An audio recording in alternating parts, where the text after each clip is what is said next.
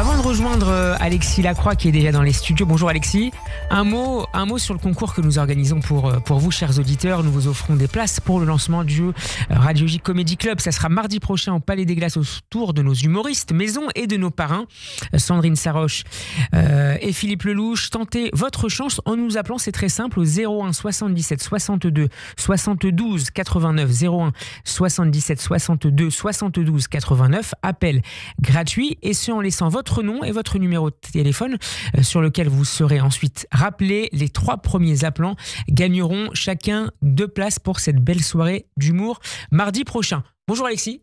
Rebonjour, vous serez là et moi aussi.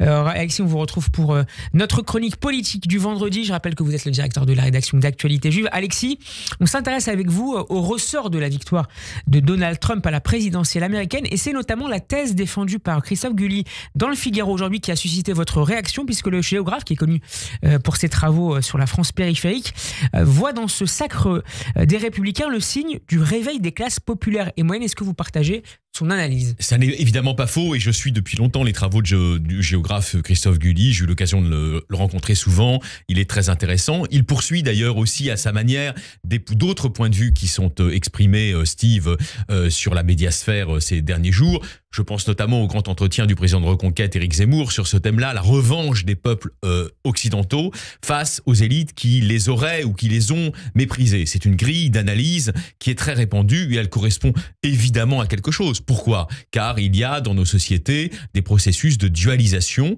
sociale, mais aussi identitaire, et on a pu avoir le sentiment, je vais très vite, vous voyez, mais on a pu avoir le sentiment ces dernières années aux États-Unis que la vague woke donnait la prime aux minorités de toutes sortes. C'est en tout cas le sentiment qui a mobilisé le cœur de l'électorat républicain et qui a apporté les alluvions de nouveaux électeurs à Donald Trump, qui effectivement voulait tourner la page de ce différentialisme antinational qui faisait rage sous le nom de wokisme. Donc pour toutes ces raisons, Guilly ou Zemmour ont évidemment raison. Guilly se situe plutôt dans le champ de la gauche républicaine, Zemmour clairement dans le champ de la droite, mais leurs constats se rejoignent, ils ont raison.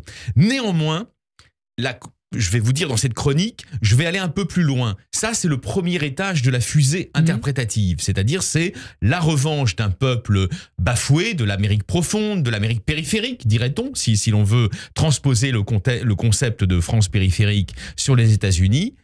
Mais il y a une autre dimension. Et cette autre dimension, elle est à chercher dans la montée au firmament d'un personnage comme Elon Musk. Vous savez, cet oligarque des médias, de la Silicon Valley. Le patron de SpaceX, du réseau social X, anciennement Twitter. Du réseau social X qu'il a largement libertarisé, avec une conception très particulière du débat d'idées et de la liberté d'expression. Et puis aussi de Neuralink, vous savez, qui est une société d'implants neurologiques, qui n'hésite pas d'ailleurs à tuer en très grande quantité des grands singes, afin un jour d'implanter, s'il fonctionne, des implants neurologiques sur les cerveaux humains. Donc, il y a un projet... C'est l'idée d'un homme augmenté. Exactement. Vous résumez très bien ce que je voulais dire.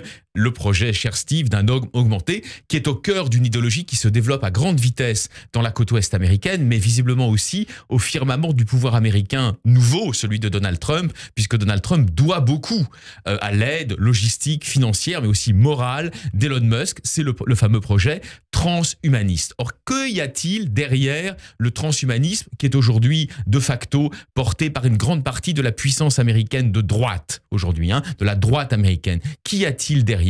Il y a l'idée, à mon avis fondamentale, qu'il faut illibéraliser jusqu'à un certain point la démocratie américaine, lui enlever, disons, son caractère de démocratie libérale classique, si vous voulez, qui a toujours fait consensus chez les républicains comme chez les démocrates, afin de mieux la positionner dans la compétition internationale qui s'annonce, notamment face à des mastodontes technologiques qui ne sont pas démocratiques, qui ne sont pas libéraux, à commencer par la Chine. Vous le savez bien, depuis le piège de Thucydide, la Chine obsède littéralement les dirigeants de Washington. Donc si on fait, j'allais dire, un regard un peu géopolitique sur la big picture de cette élection. Oui. De quoi s'aperçoit-on?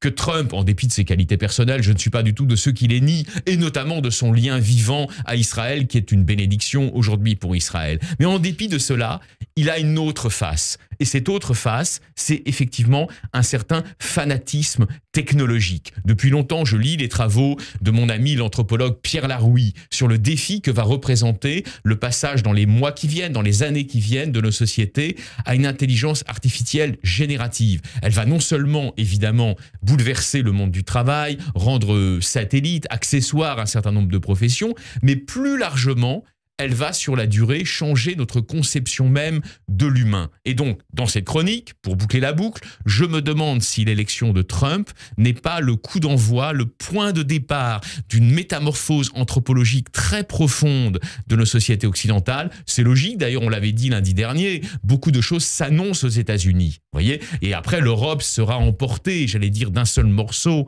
par ce processus qui est lancé aujourd'hui. Et on peut penser qu'effectivement, de ce point de vue-là, et je ne leur fais absolument pas injure, ce sont des gens que je lis avec passion, vous le savez, mais de ce point de vue-là, les seules explications identitaires et civilisationnelles de la victoire de Trump ne voient pas l'ensemble du tableau. Il y a une deuxième dimension de cette victoire qui est la conversion définitive de la démocratie américaine à la lutte non pas des cerveaux, mais à la lutte des cerveaux augmentés. C'est cela qu'il y a derrière l'accession probable d'Elon Musk à un poste ministériel très élevé, nous dit-on actuellement dans l'entourage washingtonien. Pour terminer d'un mot, Alexis, est-ce que vous craignez finalement qu'Elon Musk ait encore plus de pouvoir qu'un chef d'État ? Alors, vous posez, comme à l'accoutumée, les questions essentielles et fondamentales. Ça fait longtemps que nous le disons ensemble dans nos chroniques. Il y a un renversement de puissance. Prenez... Sans bénéficier d'ailleurs de la légitimité démocratique qu'apporte le vote. Évidemment. Prenez des hommes estimables, je ne les juge pas, hein. Bernard Arnault, Xavier Niel, chacun dans leur genre, Vincent Bolloré. N'ont-ils pas aujourd'hui infiniment plus de pouvoir effectif, à la fois d'influence, voire de chantage, qu'un ministre français nommé par Michel Barnier? À l'évidence, la réponse s'impose et elle est positive, Steve. Oui, un oligarque aujourd'hui de l'industrie et notamment des industries culturelles que constituent les médias bénéficie déjà en France d'un pouvoir immense. Alors même vous imaginez pas de rôle dans l'administration comme pourrait l'avoir Musk dans quelques temps. Alors vous imaginez dans ce contexte de dépolitisation ou d'affaissement, d'amenuisement du pouvoir de la puissance publique, ce que peut avoir comme pouvoir entre ses mains un Bill Gates ou son cousin, entre guillemets, parce que ce sont les mêmes en réalité, un Elon Musk. C'est un vrai problème démocratique quand on revient aux sources de ce que sont nos républiques démocratiques. C'est quoi nos républiques démocratiques? C'est pas seulement la loi de la majorité. Bien sûr, la démocratie, c'est la loi de la majorité. Mais c'est aussi l'idée qu'il y a au-dessus des intérêts privés, et notamment des intérêts économiques, la prévalence d'intérêts qui sont ceux du bien commun. Je ne fais personnellement, là je vous livre mon opinion, aucune confiance à Elon Musk, en dépit de son génie un peu foutraque, pour assurer, pour garantir sur la durée l'intérêt collectif des 333 millions d'Américains. Non, Merci. Elon Musk, c'est un homme du privé, il ne sortira jamais du privé et sa vision du monde est celle du privé. Merci beaucoup Alexis Lacroix. Je ne vous dis pas au revoir puisqu'on va se retrouver en troisième partie aux côtés de notre invité exceptionnel cet après-midi, Alain Finkielkraut. À tout à l'heure. Ici, la modernité à contre-courant.